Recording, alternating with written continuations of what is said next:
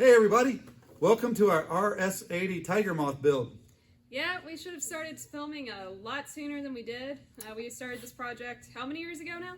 Probably about 5 years ago. Yeah, our plan was to get it built in 2. That didn't work out. Well, we kind of knew that wasn't going to work out. That was optimistic. But we've been stop and go, and that's just how it goes with a home build airplane. And we've been having a great time just sitting in it making airplane noises. So we kind of forgot to even film. But we're getting around to it now, so come with us. We're going to take you on the rest of this journey. We're going to talk about a little bit airplane. We're going to talk the differences between this airplane and some of the other kits that you can buy that are out there today. And we're going to share some of our headaches in the past and maybe film some of our headaches going forward getting this thing together. So come along with us.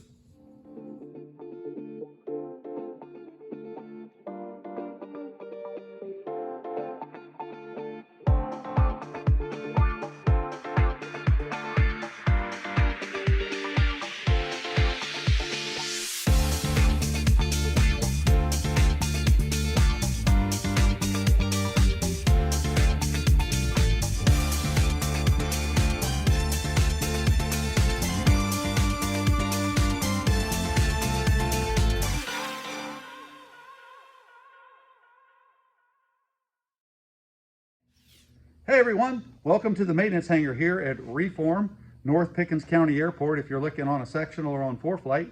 And behind me is our RS-80 Tiger Moth. Now the R is a replica, the S stands for steel, and the 80 is an 80% scale of the original de Havilland Tiger Moth. Yeah, and as he said, it is steel, which means that the actual airframe itself is steel. It is one of 100 or less that were made by Fisher and sold. We do not know how many are flying currently or how many others out there might be in the middle of a build. So if you are, we'd love to talk to you. But everything that you see on this plane that's wood had to be made. It had to be fabricated. The wings, we finished the wings, but we didn't start the wings. When we acquired the aircraft, the wings were thankfully already built. The lead builder actually has stated several times that if the wings had not at least had begun to be built, he would have never taken on this project. Yeah, and our lead builder is our EAA chapter president, Tommy Hope. And Tommy has carried us through this. He's taught us a lot. He's built several different airplanes over many years. And he had us catch up to Mike Makepeace, can't say that today, who was the Fisher test pilot for a number of years. We caught up to him at Oshkosh, AirVenture at Oshkosh a few years ago, and that's how we learned about how rare the steel chassis, or not a chassis, we're not working on a car, are we? The steel fuselage is, and it was in fact that and the seat covers, the only parts of the airplane that could be bought. Now, taking the camera down and what we're looking at here is what you bought, the plans. And these are the plans right here. It's just a whole bunch of rolled up paper. We have a bag full of them back there. And I've gone through and picked out the wing. And hopefully this shows up on the camera and you can see it tells you how to lay the wing out. As Hannah stated, we did not start the wings. We did have to finish the wings. The ailerons were not in place. And in fact, today, we're still working on the control tubes, getting those measurements right and getting some clearances. Because on the plans, well, they're not that great. You kind of have to use your imagination. You kind of have to figure stuff out. Unlike what's over here, the Zenith that Hannah was standing in front of. A good friend of ours is building this Zenith. And the Zenith is a kit plane. It comes fully assembled as far as you're buying the metal, you just got to put the rivets in, you got to assemble it. Really cool airplanes, but it is a kit plane, much like many airplanes are today, versus the plans built.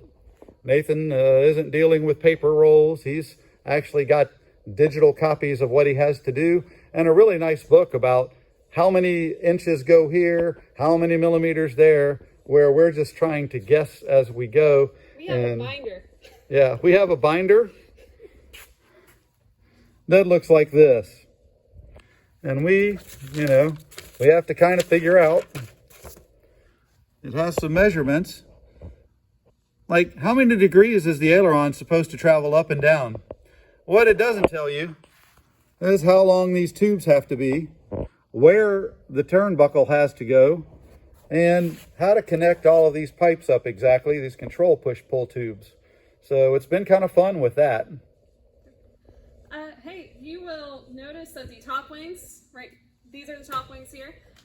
They are not currently on the aircraft. They were, but we took them off so we can spray them with spar varnish. Yeah, and weather permitting, that's going to happen in the next couple of weeks. Once they are sprayed with spar varnish, we'll bring them back inside where they will be waiting to be covered. And we are going to cover the airplane with Ceconite, but we're not going to start covering the airplane until we start finishing the front part.